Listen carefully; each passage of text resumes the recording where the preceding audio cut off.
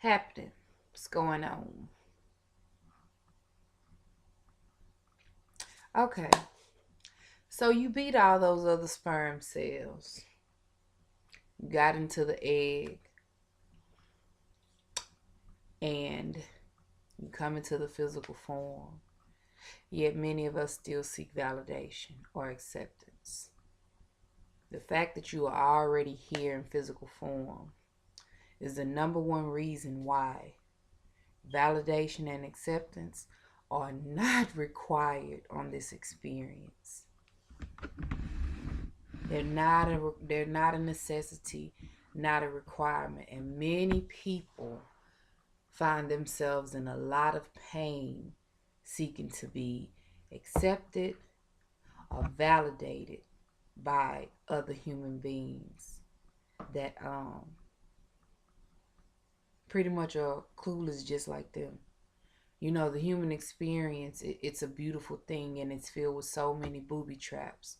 There's all these different ideologies, all these different dogmas that so many get caught up in because they have a need to fit in with something or to belong to something. Um, when in truth, you need to be okay with being with you, being accepted by you, and belonging to you. You know, God, Source, doesn't need to be validated nor accepted because it just is.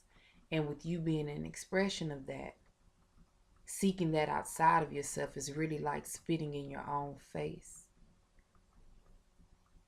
Um,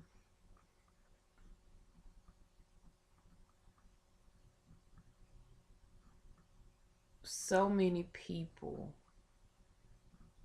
jump from one box to another in this search for enlightenment or spirituality when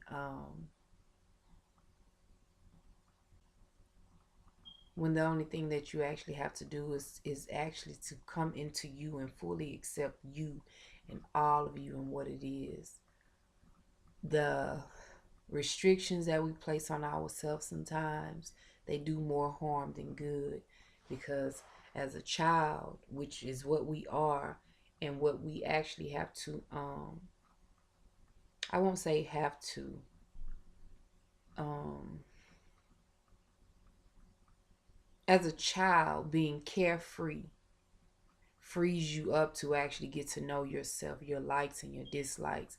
And it really makes you be okay with a lot of things that you see in a world that is very confusing when your heart is telling you, don't do that. Don't do that. Don't do that. Don't do that. Because of these ideologies, labels, and boxes that the adults have gotten into, we get in the way of the child inside. And the child inside is what leads you back to source. You know, there are so many different rules set up by mankind, and it's very confusing to the simple mind, should I say. It's very confusing to the simple mind because the simple mind actually is having someone else think for them. The simple mind is looking at someone else's experience and saying, okay, well, this is going to work for me and I'm going to do this, instead of listening to their being, what their being is directing them to do. You know, they're seeking an outside source, an outside validation, another person's perspective. And in all cases, that's not the greatest thing to do. And I say that because I've listened to and I've heard about different things that I've tried with my being.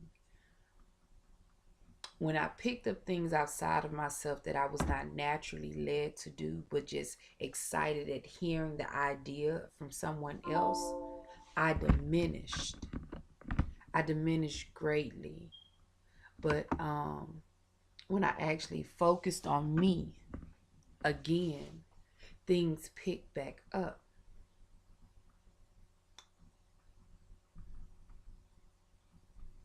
Truth knows itself, and it doesn't need anything else to accommodate it. It don't need to be validated.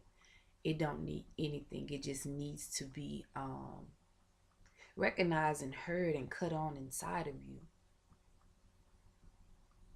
But you also have to be mentally strong enough to say no to the world, like a stubborn child, and be like, no, I don't want that. For me, I've always been that stubborn child. My first experience with the supernatural was when I was 5.